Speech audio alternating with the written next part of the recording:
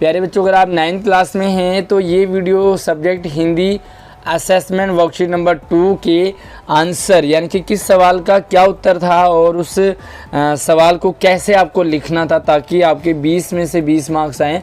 तो चलिए मैं सॉल्व करके आपके लिए लेके आया हूँ। आशा करता हूँ आप सभी बहुत अच्छे होंगे। मैं आपका आशीष सर। तो चलिए, अगर वीडियो आपको पसंद आती है तो इसे लाइक ज़रूर कीजिए, अपने दोस्तों को भी शेयर कीजिए और इसी तरह की वीडियोस के लिए हमारे चैनल को सब्सक्राइब कर लीजिए। अब यहाँ पर देखेंगे ये पैसेज था और यहाँ पर ये भी बता रखा था कि भाई कौन सा सवाल कितने नंबर का है, ताकि आपको ये समझ में आए कि उसे लिखना कैसे है। तो पैसेज पढ़ने के बाद यहाँ पर कुछ सवाल आपके लिए थे, 11 सवाल थे, 10 सवाल थे और इन 10 सवालों के आपको आंसर लिखने थे। चलिए मैं आपको इनके आंसर बता देता हूँ। तो चलिए ये आंसर हैं और सबसे पहला सवाल था कि वायु शब्द का पर्यायवाची शब्द होगा। वायु का पर्यायवाची क्या है? तो इनमें से आपने कोई एक लिखना है, पवन, समीर या हवा। तीन मैंने आपके लिए दे रखे हैं, तो कोई भी एक अगर आपने लिखा है तो आपका सही उत्तर है। और इसके अलावा वायु के कुछ और भी पर्यायवाची शब्द हैं। उसके बाद देखो आदमी शब्द का तत्सम रूप लिखना था। तत्सम यानी कि संस्कृत वाला, तो आदमी शब्द का तत्सम रूप है मनुष्य। ठीक है, क्योंकि ये एक एक नंबर के थे इसलिए आप इनके शॉर्ट आंसर लिख सकते हैं। तीसरा सवाल था भाई दुनिया शब्द का समानार्थी का मतलब होता है उसी तरह का अर्थ वाला, और इसी को हम पर्यायवाची शब्द भी कहते हैं। तो देखो, दुनिया को हम विश्व कहते हैं, संसार कहते हैं, जगत कहते हैं।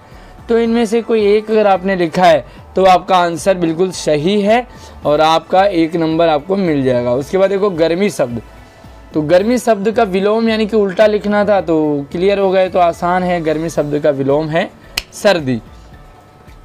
आगे बढ़ते हैं और अगला सवाल है आपके लिए, आशातीत शब्द में मूल शब्द और प्रत्यय होगा।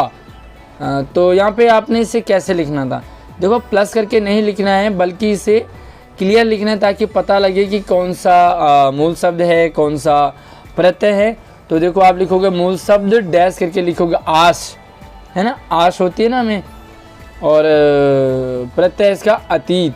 तो अगर आपने आशा लिखा हुआ है, क्योंकि हमें आशा भी मूल शब्द है, तो वैसे आस होती है हमें किसी से कि भाई ये अच्छा होगा बुरा होगा। तो चलिए, छठा सवाल है दुष्परिणाम शब्द में। अब ये आपके 2-2 नंबर के हैं, तो आपको इन्हें क्लियर लिखना होगा, यानी कि शॉर्ट में आपके आंसर नहीं चलेंगे, है ना। देखो, दुष्परिणाम शब्द में उपसर्ग और मूल शब्द अलग अलग होंगे। तो क्या क्या होंगे? तो आप लिखोगे उपसर्ग बराबर क्या हो गया, दुष, और ध्यान रखें श आपका हलंत होगा और मूल शब्द आपका परिणाम। वैसे नाम इसका मूल शब्द भी हो सकता है और इसमें 2 उपसर्ग हैं, एक दुष है और दूसरा परि है। लेकिन अगर दुष्परिणाम को आपने दुष उपसर्ग और परिणाम मूल शब्द लिखा है तो भी आपका बिल्कुल सही उत्तर होगा। अगला सवाल, अब देखो ये आपके 3-3 नंबर के आ गए, तो यहाँ पे आपको थोड़ा सा ऐसे समझा कर भी लिखना होगा। धुएं में किसकी मात्रा ज़्यादा होती है?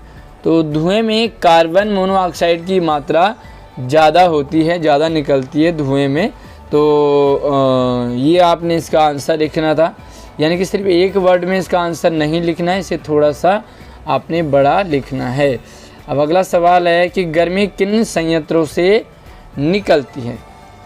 जो संयंत्र ऊर्जा और ऊष्मा पैदा करते हैं, ऊष्मा यानी कि प्रकाश, लाइट, उन संयंत्रों से गर्मी ज़्यादा निकलती है। ठीक है, तो गर्मी किससे निकलती है भाई? जो ऊर्जा देते हैं, एनर्जी देते हैं और ऊष्मा देते हैं। तो ये आपके 8वां सवाल था। 9वां सवाल देखते हैं। वायु प्रदूषण किसके कारण तेज़ी से बढ़ रहा है? अब हवा गंदी हो रही है तो किस कारण हो रही है? हमारे देश में उद्योग बहुत तेज़ी से बढ़ रहे हैं, सब जगह औद्योगिकरण हो रहा है। इसी औद्योगिकरण के कारण वायु प्रदूषण भी बहुत तेज़ी से बढ़ रहा है। तो थोड़ा सा आंसर इसका क्लियर यानी कि खोल के लिखोगे, क्योंकि भाई 3 नंबर का है, ऐसे आपको 3 नंबर नहीं मिलेंगे। और 10वां सवाल है, आज का युग किस तरह का युग है? तो आज का वर्तमान युग वैज्ञानिक और औद्योगिकरण का युग है। आज ऐसा कोई काम नहीं है जो विज्ञान और उद्योग से अछूता हो, यानी कि सारे काम विज्ञान से और उद्योग से ही होते हैं। तो इस तरह से आपने इनके आंसर लिखने थे।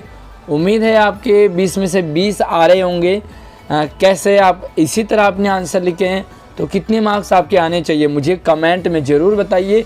और वीडियो को लाइक, अपने दोस्तों को शेयर कीजिए। इसी तरह की वीडियोस के लिए हमारे चैनल को सब्सक्राइब करके हमारे साथ ज़रूर जुड़ सकते हैं। धन्यवाद।